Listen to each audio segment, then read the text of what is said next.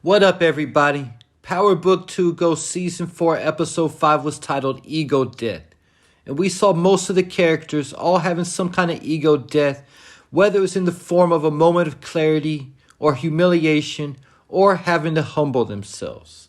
Not including new characters like Elle or Anya. All the main characters but one had some kind of ego death, but one character actually had the opposite this episode, who has to be feeling himself more than ever right about now. So in this video, I'm going to look at what the meaning behind this was, and why it was important to stress ego death this episode for every character but one. Starting out with the characters who actually had an ego death in episode 5. We could say that Tariq had more than one ego death this episode, but he actually had 3. Because after Elle slipped the acid in Tariq's water bottle and he started tripping, he actually saw himself get killed 3 times in that dream. First by Kane when he was holding his son in the penthouse right after Diana got home. Then he was shot again by Diana when he was surrounded by the wall of bricks because he lied to her and promised he would get out. Then he was killed again the 3rd time at Club Truth by whether you want to call that his son or the younger version of Tariq. Repeating that line that Kane spoke to Tariq in a hallucination right before he shot Ghost. You always knew it was going to go down like this. There's a lot of different meanings for the number 3, so it's hard to tell what Tariq's 3 death in that dream actually represented. But some say the number 3 means wisdom and understanding. Others say it represents birth, life, and death, or body, soul, and spirit. And others, completeness or wholeness. Whatever it represented, Tariq came out of that dream a changed person because he told Brayden that his dad did a lot of dumb shit that he never agreed with, but he has to admit that he has a lot of him in him. And Brayden told Tariq that he's never heard him say that before. Up until this point, Tariq has always denied that he is anything like his father, even though people have continued to point this out to him. And I hear a lot of people say that Tariq is nothing like Ghost. But you got to remember that Tariq is only 20 years old, and when we met Ghost in Power, he had to be somewhere between 35 and 40 years old. So Ghost had years of wisdom and experience over Tariq when we were first introduced to him. But even Kane could see the similarities way back then, saying that Tariq was born gangster and the coldest kid he ever met. Telling Ghost this and saying that Ghost was the meanest kid that he ever met. Getting me to Brayden, who also had his own version of an ego death this episode, and that is part of the reason why Elle drugged Tariq in the first place, because she didn't appreciate him talking crazy to her man and then calling her an addict. But the cat's out the bag and Tariq knows that Brayden's doing coke now. This had to be a low for Brayden, who I'm sure was hoping Tariq wouldn't find out about his new habit. Brayden straight up told Tariq that he's not him. He can't take it on the chin like he does. And this is his way of coping after losing his family. After Tariq found out that Brayden was doing coke, he wouldn't even answer his calls. But Brayden showed that he was a good friend to Tariq, going to his dorm and watching him the whole time he was tripping to make sure he was okay. Even though he did lie about what happened, probably knowing Tariq might kill Elle if he found out the truth.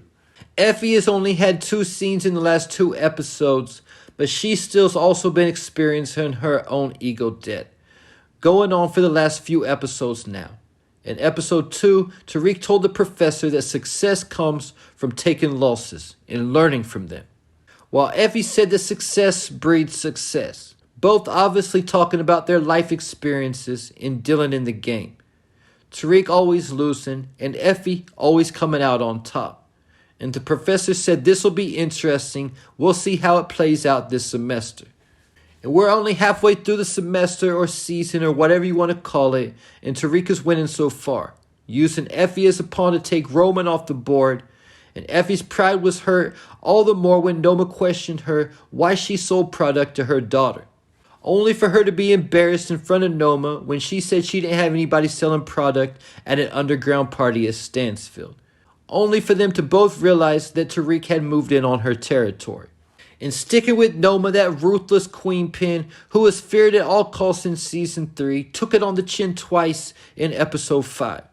First was after she found out that Tariq was moving product when her and Kane showed up at the party to take out Tariq for violating their truce.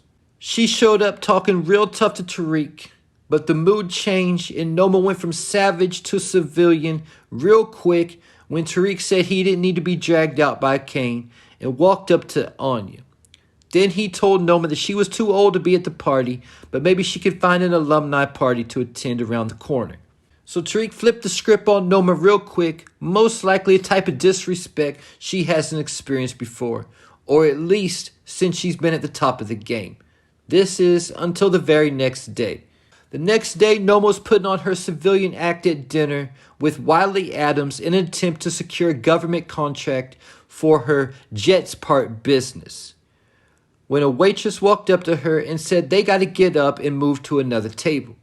And when she wouldn't move, Zion walked up to the table and had a lot to say about Noma trying to plant her flag in his city. Then he grabbed her arm and made sure they moved. All this was right in front of Wiley Adams. But Zion would have an ego death himself this episode.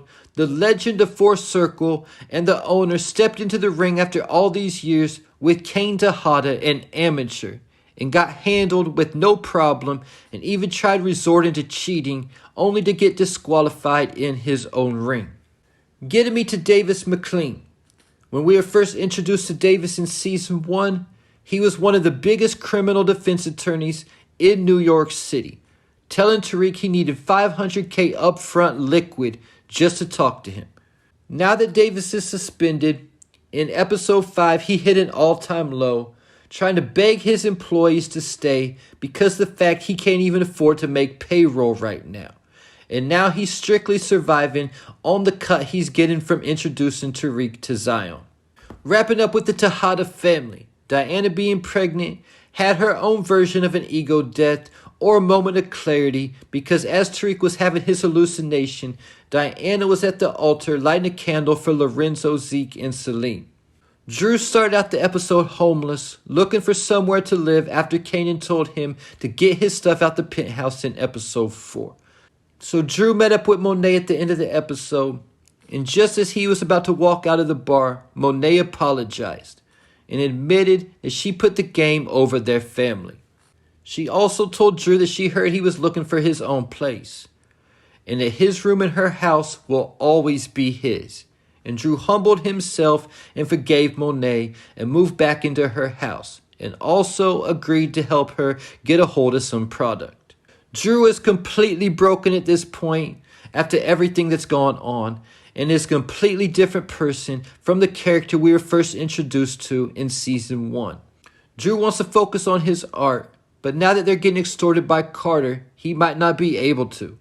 And like I said, Monet also had to swallow her pride and admit that she was wrong in order to get Drew back on her side so she could get a hold of some product. And with everything that Monet's been through this season, I do believe that she was sincere. Either though with Monet you just never know because she could just be that good at manipulating people.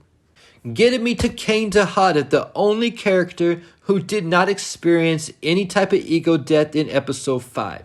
I asked the question, why is this? I mean, if he would have found out that Noma was hooking up with Davis, things might be different. But he didn't. Kane actually beat Zion, the champ of the Four Circle ring. If Kane would have lost that fight, it would have been a death to his ego instead of Zion's. But because he won the fight, he's feeling extra confident, even telling Noma that he runs New York City. In addition to that, Kane is feeling good about himself because he's no longer under Monet's control and he's finally feeling like he's his own man. So I asked the question, why Kane was the only character who didn't have any type of ego death but actually experienced the opposite. Let me know what you think in the comments section. Does this mean that Kane is the odd man out and he will be the main character who dies at the end of Season 4? Because he didn't experience an ego death, he might experience a real death. Or does it mean the exact opposite? That all the other characters' ego death was actually foreshadowing their demise. And Kane will be the last man standing and come out on top at the end of Power Book 2, possibly setting the stage for a Kane spinoff. If I was guessing, this most likely means that Kane will die at the end of the season. Because a few days ago, PowerBook Ghost social media made a very interesting post with Kane and Noma saying that he was the realest and she was the baddest. Notice that they were speaking to these characters in past tense, like they are dead or washed up and no longer the baddest or the realest. So this could also be foreshadowing the death of Kane and someone taking Noma's spot at the top of the game. Most likely Tariq. And there you have it. Leave your thoughts, theories, and predictions in the comments.